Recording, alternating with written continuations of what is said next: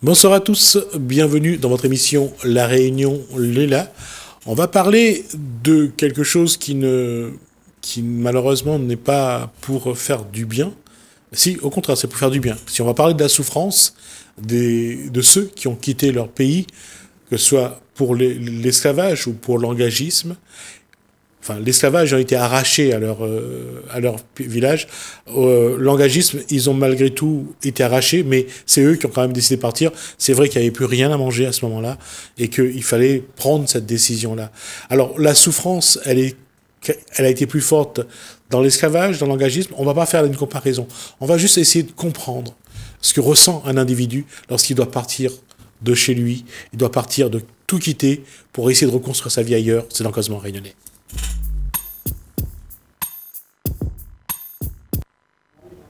Bonsoir, Jackie Ramaille. Bonsoir. Quand on pense il y a 40, 50 ans, à cette époque-là de l'année, à La Réunion, pour les descendants des engagés, d'abord, il y a eu, on va parler aussi des descendants d'esclaves, parce que eux, ils ont leur 20 décembre, qui tombe dans le mois de décembre. Et c'est un mois de décembre particulier aussi pour les descendants des engagés, puisque les fêtes de fin d'année sont toujours... Dans l'histoire de La Réunion, les engagés faisaient la fête surtout en fin d'année, juste après les campagnes sucrières. C'était l'espace qu'on leur laissait pour ça. Et c'est un paradoxe, ça tombe plus ou moins au même moment entre l'esclavage et les engagés. Mais si on parlait de la souffrance de ceux qui ont quitté leur pays, que ce soit de leur propre volonté, ou que ce soit arraché, enlevé, kidnappé par d'autres pour être vendu comme esclave. La question de Jackie Ramaille, c'est quelle est cette souffrance? Comment définir cette souffrance? Et quand on pose cette question, et quand on voit l'évolution, quand on parle de transmission transgénérationnelle, il y a des souffrances aujourd'hui dans les individus descendants, que ce soit d'esclavage ou des engagés. Il y a des souffrances qui sont toujours là. Tout à fait, ils seront toujours là. Et on n'a pas encore fait son deuil de cette souffrance, moi je pense. Simple exemple. Par exemple, on en parlait la dernière fois, lors de la visite du temple de Mariamman à Villapatenant, à Pondichéry. Juste un petit écart, j'ai un ami qui récite la prière Mariamman depuis des décennies. Et moi, un jour, je pose la question, j'ai dit, mais tu connais le temple de Villapatenant? Il me dit, non. Je dis, pourtant, tu le chantes tous les jours. Et c'est là, bon, il a pris l'initiative d'aller visiter ce temple, mais je dirais qu'il a fait à l'envers. Et il a pas eu de ressenti. Et après, quand il m'a expliqué, il m'avait même pas dit qu'il allait le faire. Or, dans l'enseignement, on dit, quand quelqu'un vous apporte un élément fondamental ou fondamentaux... Un élément fondamental? On doit toujours, au moins lui dire, je désire ou je veux... Non, mais là, il a fait un enfer. C'est pas grave. Donc, moi, je prends mon cas. Quand j'arrive, tout à fait par hasard, à ce village de pêcheurs, dans le grand temple de Villapatenant, je découvre la déesse et j'en pleure. Pourquoi, je ne sais pas, mais je me vide carrément. Le pire n'est pas là. Donc je réfléchis, je dis, mais Villapatenant, à mon avis, c'est l'une des dernières étapes de nos descendants. Puis on tourne le dos, on va à la mer, on descend vers la mer. Alors, juste avant que Jackie Ramaille continue, il faut savoir que, je vais me répéter bien sûr là-dessus, les premiers bateaux d'engagés vont partir de Pondichéry. Donc, c'est quand il y a une des dernières étapes, c'est là où les gens vont partir donc pour quitter l'Inde, pour venir à La Réunion, pour aller à Maurice ou pour aller aux Antilles aussi. Oui, tout à fait. Parce que là pareil, j'ai mené une petite recherche. Il n'y a jamais eu de port à Pondichéry. Il y avait des quais d'embarquement ou alors par des barges. Or, quand on descend vers la mer à partir du temple de Lapatnam, qui fait à peu près 1 kilomètre pour arriver jusqu'à la plage, on a un ressenti énorme. Et qu'il est long ce chemin. On a le temps de ressentir les choses. C'est pour ça que je dis qu'il est long. En fait, c'est toutes les émotions qui vous envahissent sur ce trajet. Tout à fait. Et là, je me suis posé la question, je me suis dit, mais comment une atmosphère, je crois qu'on n'est pas loin d'un siècle, enfin un peu moins. 1848, ça nous fait quand même 150 ans minimum, 70 ans, allez, 70 ans. Il faut savoir que les engagés sont venus aussi un peu en même temps que les esclaves. Hein. 1820, il y avait déjà des engagés à La Réunion. Oui, tout à fait. Ouais. Donc là, on descend, je dis, mais c'est incroyable. C'est presque un fardeau karmatique qu'on a encore sur nous. Donc, on descend, on va à la plage. On arrive à la plage, je vois une sculpture. Une maman qui tient un bébé dans son bras et qui tend la main vers la mer. Bon, comme je suis un petit peu sculpteur, un peu artistique, là, je m'effondre carrément. Je tombe dans la plage. J'ai vu comme si c'était le père qui quitte sa famille, ouais, et la mère qui tend la main. Qui dit au revoir. Quand est-ce que tu reviendras et au revoir. Mais là, c'est incroyable. Là, je m'effondre carrément.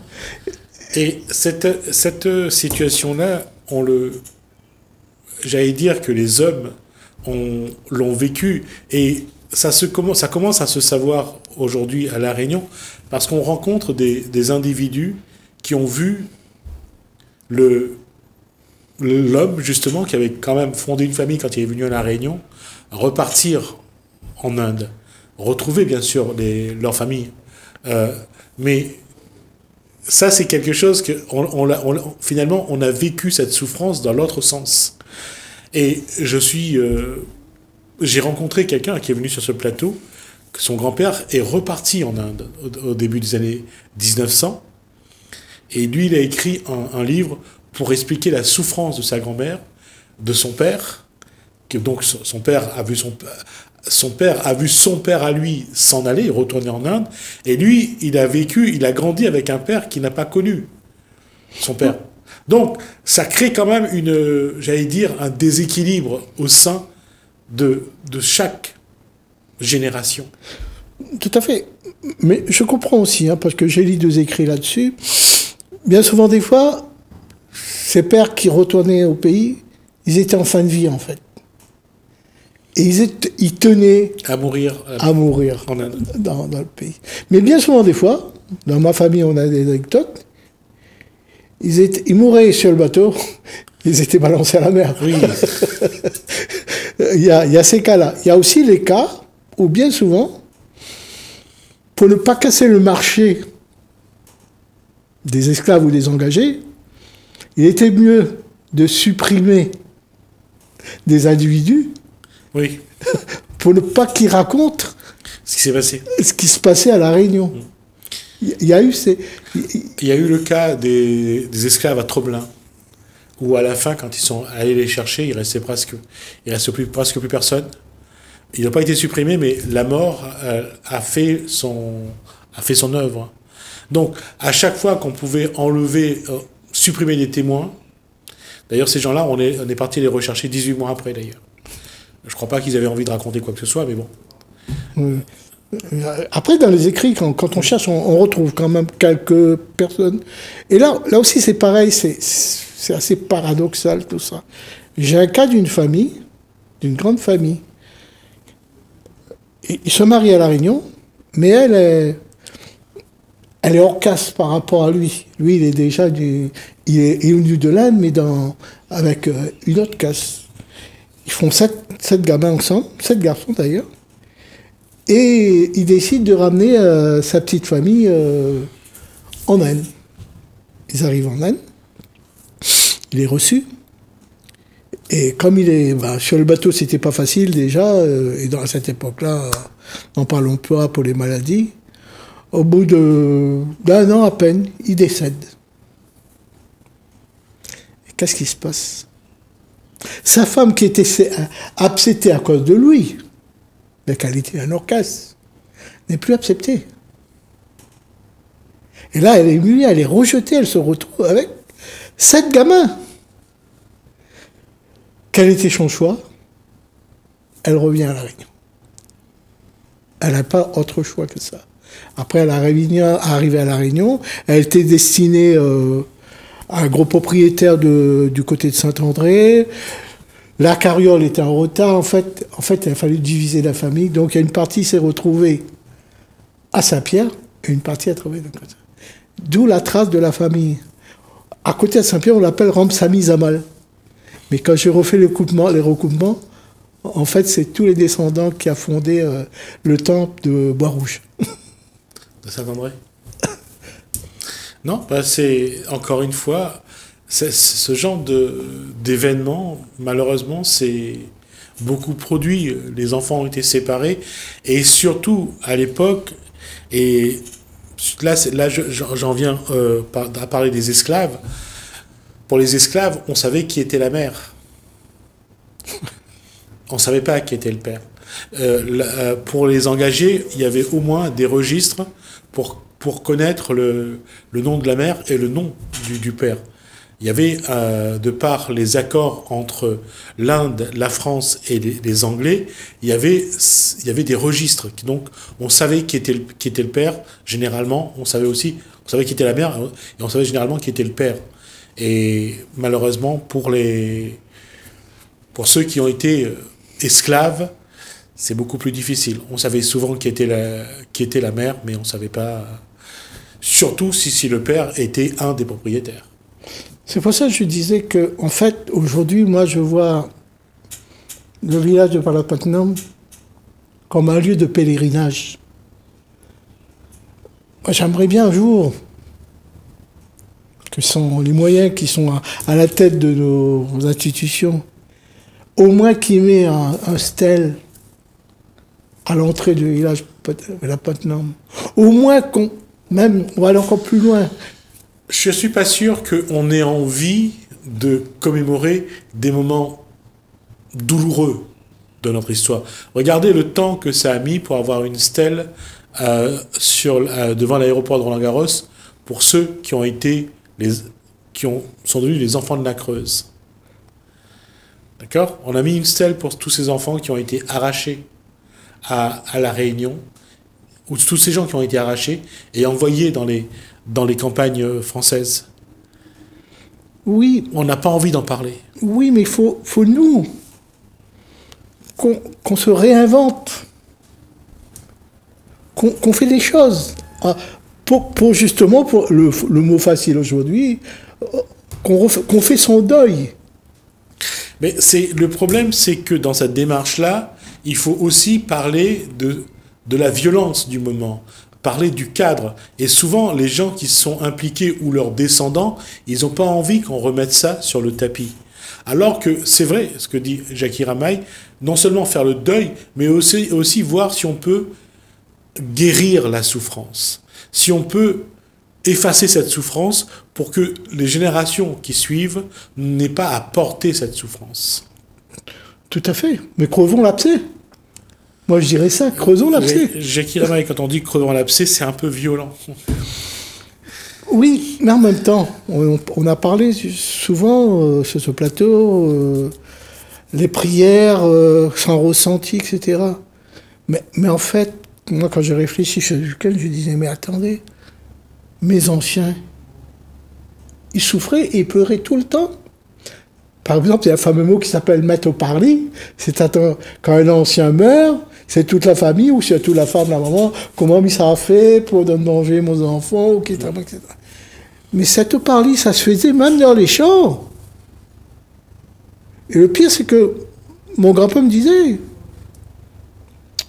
l'Africain, il mettait au parler son rouleur ou bien sur son crayon. Tout à fait, oui. Et le Malbar, il mettait son parler dans sa cloche et sa prière. Ouais. Donc la souffrance, elle vient de là, elle vient à partir de là. Donc si on ne part pas à nos racines pour déraciner cette souffrance, On vivra ensemble. Non, non, non, je suis d'accord. Il faut trouver un moyen pour mettre fin à cette souffrance qui se transmet de génération en génération. Quel que soit chez les descendants d'esclaves ou les descendants d'engagés, c'est quelque chose qu'il faut trouver. Mais le problème, c'est comment aborder le sujet sans que demain la société renaise se sente persécutée. Sans qu'on nous accuse de vouloir créer des tensions, sans qu'on nous accuse de vouloir faire, comment on dit souvent, nous, c'est faire que le mort se lève. Non, il faut voir le bon côté des choses aussi. Il y a le mauvais. Ah oui, Créole, il dit fait lève le mort. Oui. C'est là ce que je cherchais. Il y a eu cette souffrance de nos aïeux, mais il y a eu le bon côté des choses. C'est-à-dire ? Il y a la chaîne karmatique, il y a la chaîne des casques qui a été cassée. Quand je regarde au temple de Terre Rouge, j'ai admiré un tableau que j'avais fait aujourd'hui, où on monte les batteurs de tambour, mais c'était des gens, ces batteurs-là, à Terre Rouge, ils étaient heureux. Vous avez un Africain, 2 Malbarocas, je vais vous expliquer comment, et un simplement qui avait le droit de rentrer dans le temple de la Shakti.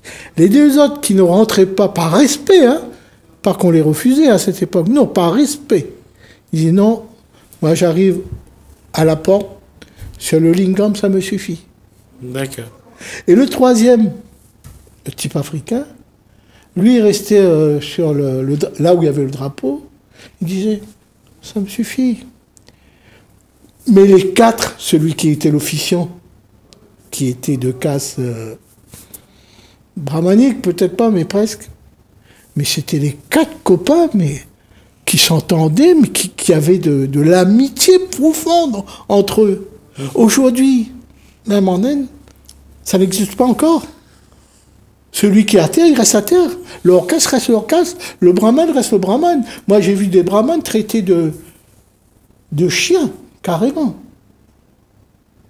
À quelqu'un qui était. Ça, on n'a pas eu ça ici. On l'a su, pourquoi? Comme mon tonton me disait, mais nous t'es sur le même bateau, nous t'es vivre la même galère. Donc on ne pouvait pas garder ça différence. Mais voilà le bon côté des choses. On ne va pas tendre la main à la République en disant faut nous indemniser. Non, c'est pas ça le but. Oui, bien sûr que c'est pas ça le but, je suis tout à fait d'accord. Mais comment mettre en place? Parce que le paradoxe dans cette affaire, ceux qui risquent de se braquer, c'est également des descendants d'engagés qui ne souhaitent pas qu'on ouvre cette page de l'histoire et qui ne souhaitent pas non plus qu'on découvre que certaines choses. Par exemple, que lui est descendant d'esclaves. Non, on doit se mettre autour d'une table. Les choses doivent être faites collégialement. On se met autour d'une table, on en discute, on en parle. Et voilà. Je demande à voir ça par contre. J'aimerais bien voir cette table-là, j'aimerais bien voir les gens qui sont autour, et j'aimerais les voir discuter. Parce que le problème que nous avons aujourd'hui, c'est que nous ne savons plus nous mettre autour d'une table, et encore moins discuter. Chacun croit détenir la vérité, et que c'est sa vérité qui doit prévaloir. Oui, mais c'est là où on perd tous les sens de la valeur de notre pays, la France. Égalité, fraternité. Oui. Liberté, égalité, fraternité. Mais c'est là aussi un problème, c'est que chacun croit que c'est sa solution qui est la meilleure, qui est la bonne. Quand on parle de découvrir, d'aller essayer de guérir cette souffrance qui est transgénérationnelle, qu'on se transmet, qui est toujours en nous. Certains ne veulent même pas entendre parler. J'aimerais bien rencontrer quelqu'un de ce type, de ma culture, de ma couleur, et me dire franchement que ça ne l'intéresse pas. Non, on voit que chacun a défini son indianité selon ses valeurs, selon son cadre, ses opportunités aussi. Surtout ça. Voilà. C'est surtout ça. C'est là, même la religion hindoue à La Réunion, ça a pu avoir grand-chose avec ce qui se passe en Inde. Oui, là je peux vous dire une anecdote, une citation de mon grand-père. Il me dit, quand tu vas dans un temple là, tu déposes ton pied de savate à l'entrée, enfin, ou à l'entrée du chemin. Il me dit, mais dépose pas seulement le pied de savate, hein. Dépose aussi l'ego qui est en toi dedans. Tout à fait. Et ça, je crois que c'est quelque chose que nous allons essayer de voir, surtout l'année prochaine. On va essayer de voir comment on peut apporter quelque chose et voir aussi, comme Jackie Ramaya parlait de souffrance, on va essayer de travailler aussi sur le transgénérationnel et voir si toutes ces souffrances que nous avons transmis, qu'on nous a transmis et que nous transmettons de génération en génération, si on peut voir quelque chose à ce niveau-là. Parce qu'aujourd'hui, la transmission transgénérationnelle a été reconnue officiellement et on verra si on pourra aborder ça l'année prochaine. On arrive à la fin de cette discussion. En tout cas, ça aura été une découverte de Jackie Ramaya cette année. On va voir l'année prochaine comment, avec d'autres personnes, cette fois-ci on essaiera d'avoir des gens qui nous parlent un petit peu de l'histoire, que ce soit des esclaves, que ce soit des engagés ou les autres, hein, bien sûr. Oui, tout à fait. Il n'y a pas que ces deux-là. Comment la Réunion porte encore toutes ces souffrances, les souffrances de sa construction. Ben, la plus belle des choses, ce serait justement qu'on a d'autres personnes qui interviennent, moi aussi j'y travaille, intéresser les gens, qu'on se débat sur un plateau, on échange des idées, il n'y a pas de bagarre, on blesse personne. On échange pour pouvoir... Et voir qu'est-ce qu'on peut apporter pour que ça aille mieux d'abord en nous. Tout à fait. Merci Jackie Ramaya, merci pour ces échanges, merci pour tout ce que vous avez apporté aux discussions, à l'émission. On essaiera de faire un peu plus mieux que l'année prochaine. Merci encore Jackie Ramaya. C'est moi qui vous remercie. Pour tout ce que vraiment nous vous a apporté cette année, ça a été vraiment un plaisir de découvrir cette partie-là. On va regarder un événement qui a eu lieu à Saint-Leu avec Christian Kishnapanaïdou. C'était donc les artisans de la Réunion. Ça s'est passé au four à chaud. On a un petit reportage. On regarde ensemble. On se retrouve juste après.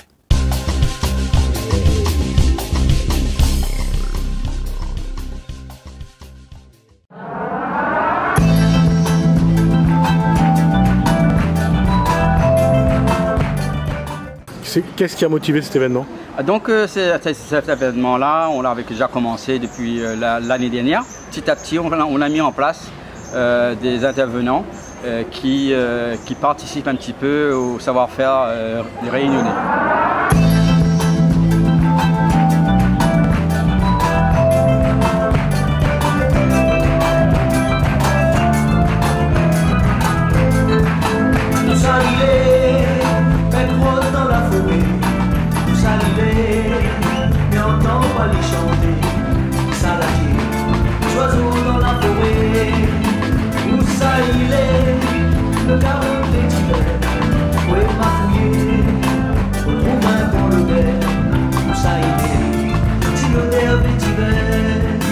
Donc on a des camarades qui font du canage, des pilons, aussi chapeaux de paille, aussi des artistes, aussi des peintres qui viennent ici.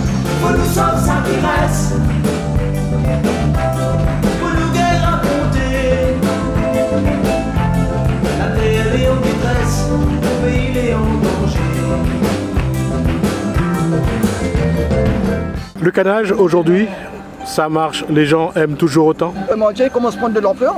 Pourquoi? Parce qu'auparavant c'était un petit peu oublié, mais les personnes ont pu prendre conscience le travail du canage. Et aussi, quand il fait partie de notre patrimoine, de plus en plus, il essaie de gagner la valeur. Aujourd'hui, avoir une belle chaise en rotin, ça fait toujours rêver? Ça fait toujours rêver. Pourquoi? Parce que c'est à nous, c'est notre richesse à nous, c'est de notre île.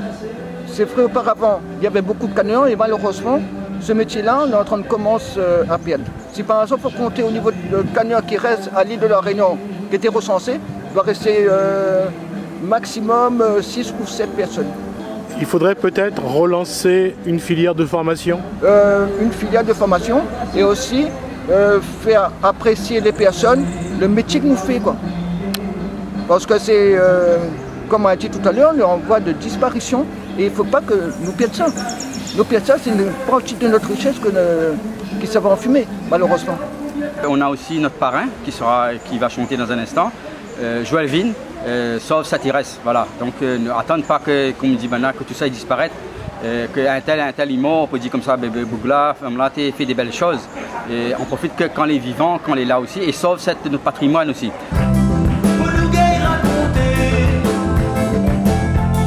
La terre est en détresse, le pays est en danger. Ça il est, le gros pied de Mambolo, l'été bien doux.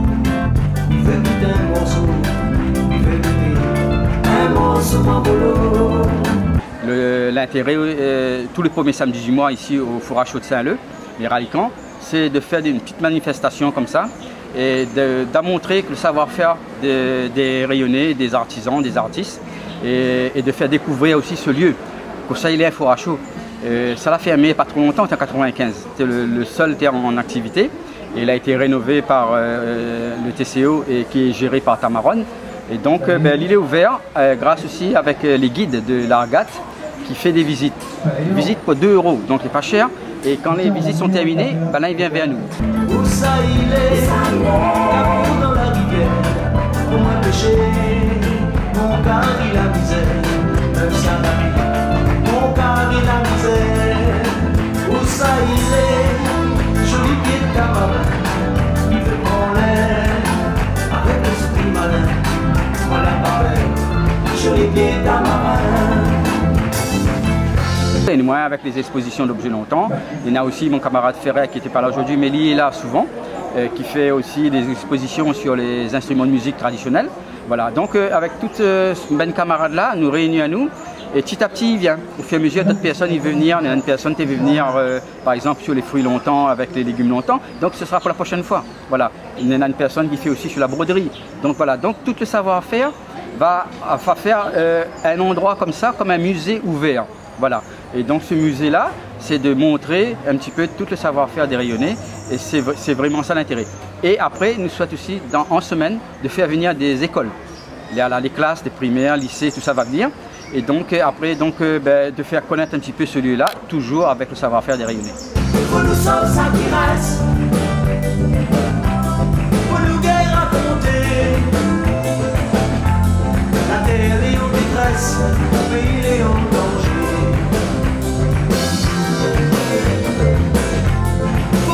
Ça qui reste, pour nous guère raconter. La terre est en détresse, le pays est en danger.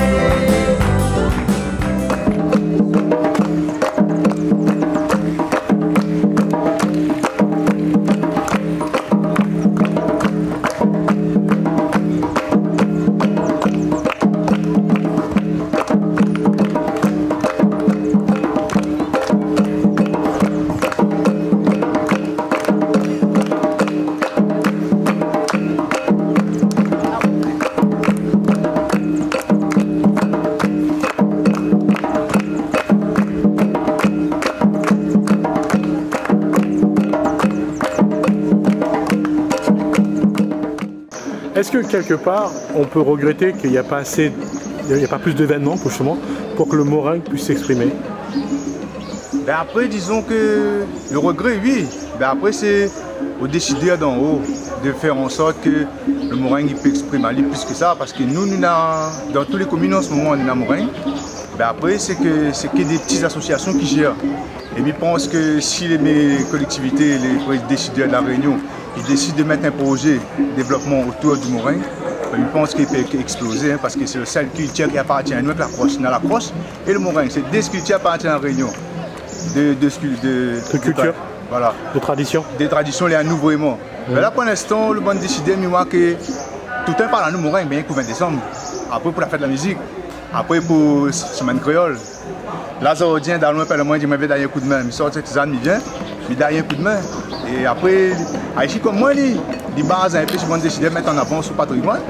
Mais des fois, il est freiné. Donc, je pense qu'à un certain moment, il faut dire les choses comme il est. Être la culture créole, ou être des affaires centrales. Comment on pense que le Réunionnais lambda il peut donner un coup de main. Est-ce que vous êtes peut inviter à vous, par exemple, pour un événement, pour faire une démonstration, c'est attirer notre famille? Est-ce que ça c'est possible? Ben, ça nous fait souvent, entre rayonnés, entre associations, nous fait souvent une petite réunion entre nous. On a déjà été la nuit des arts martiaux à BSI quand même en 2014. Et ça c'est un gros événement. En ce moment la réunion qu'on regarde, aucune association sportive n'était à la nuit des arts martiaux, c'est le plus grand tatami du monde de la réunion de BSI. Et nous c'est l'association de la réunion, le comité réunion de Morin, qui a fait ça. Grâce à un homme créole même comme nous. Et il a mis en place les affaires, ben, on a pu participer. Ben, après, je pense que si je prends ça comme exemple, à un certain moment, nous avons la possibilité de développer. Parce que nous étions en Chine, salon tourisme, nous étions à BSI, nous étions à Rodrigue, Seychelles, tous les grands festivals créoles, nous avons participé. Au Brésil, pareil. Et Paris, Marseille, Lille, tout ça, nous l'avons fait, nous ça. Ben, à un certain moment, je pense que les décideurs, il faut prendre un coup en compte. Laisse pas nous entre nous. Nous avons fait des réunions, nous avons causé. On est en nous, tous les gaillards. Mais après là, qui se décide? C'est on l'est, comme derrière nous, comme derrière nous, nos enfants. Il faut papa, maman, décide pour nous. Si dans nous l'orientation, dit, prends tel terrain, les défricher, mettre en place, ben nous fait. Et si tu ne pas nous rien, tu ne donnes pas nous l'opportunité, ben comment nous fait, nous fait un petit spectacle, comment, un petit rond, comment? Ben après, il faut à un certain moment, vous allez mettre en place un projet vraiment pour développer la Réunion autour de la culture de la Réunion même.